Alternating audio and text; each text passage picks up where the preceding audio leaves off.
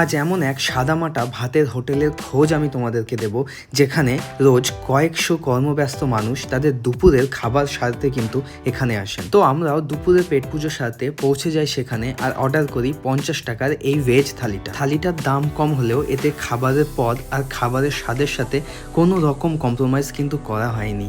সবজি, ডাল, চাটনি, আলু ভাজা, পাঁপড়, লঙ্কা, লেবু আর পেঁয়াজ সব কিছু দিয়ে সার্ভ হয় কিন্তু এই থালিটা। আর ডালের সাথে একটু লেবুর রস এইভাবে ছড়িয়ে নিলে বিষয়টা কিন্তু আরো টেস্টি হয়ে যায়। তো এইভাবে ভাত, ডাল আর আলু ভাজা ফার্স্ট টাইম যখন আমি ট্রাই করি আমার তো বেশ ভালো লেগেছে। আর কোথাও না কোথাও তুমি বাড়ির খাবারের সাথে কিছুটা মিল তো পাবেই, কারণ আমাদের বাড়ির খাবার খুব যেমন বেশি রিচ হয় না, খুব মশলাদার হয় না, এই খাবারগুলোও সেরকমই। আসলে সারাদিনে অনেক মানুষই এখানে খায়, হয়তো তাদের কথা ভেবেই এরকম বাড়ির খাবারের মতো স্বাদ আনা হয়েছে প্রতিটা খাবারে। এই ভেজ থালির পরের আইটেম ছিল আলু পটলের সবজি, যেখানে দেখতে পাচ্ছ পটল এইভাবে ছোট ছোট পিস করে দেওয়া হয়েছে। আর এইভাবে জমিয়ে যদি আলু পটলের সবজি রান্না করা হয় তাহলে আমার মনে হয় আমি সেটা দিয়েই পুরো প্লেটের ভাতটা শেষ করে দিতে পারবো। তবে অনেকেই আছো যারা সবজি পছন্দ করো না, বাট এখানকার সবজি সত্যি কিন্তু টেস্টি, একবার খেলে সেটা বুঝতেই পারবে। যখন সবজি নিয়েই কথা হচ্ছে তখন আর একটা সবজি দিয়ে মাছের তরকারিও তোমরা দেখে নাও, যেখানে কলা পেঁপে দিয়ে বেশ একটা সুন্দর হেলদিভাবে মাছের সাদামাটা ঝোল করা হয়েছে।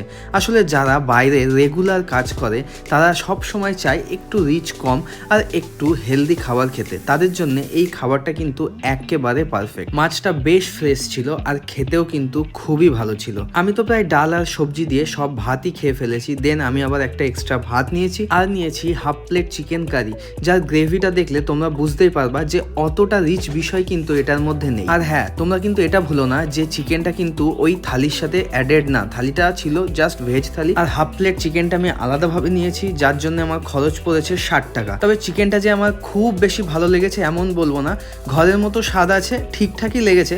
তবে আমার মনে হয় সবজিগুলো এনারা আরো বেটার রান্না করে। তবে খাওয়া দাওয়ার সাথে সাথে আমরা এনাদের রান্নাঘরটাও একটু চেক করে নিয়েছি, কারণ এটা দেখাও আমাদের দায়িত্ব ছিল। যেখানে এত লোক প্রতিদিন খাচ্ছে, এনারা কি ভালো খাবার দেওয়ার সাথে সাথে হাইজিনটাও মেনটেন করছে। তো আমার উল্টোপাল্টা তো কিছু মনে হয়নি, মনে হলো বেশ স্বাস্থ্যকরই আছে খাবারগুলো, হেলদিও আছে, তোমরা খেতে পারো। তবে হ্যাঁ, আমি বলবো সবজি বেশি করে খাও, মাছ মাংস খাও, কিন্তু তার সাথে সাথে সবজিও ট্রাই করো খাওয়ার। আর হ্যাঁ, আজকের এই দোকানের নাম আর অ্যাড্রেস কিন্তু রয়েছে ডিসক্রিপশন বক্সে, চেক করে নিও। তো চলো, টাটা।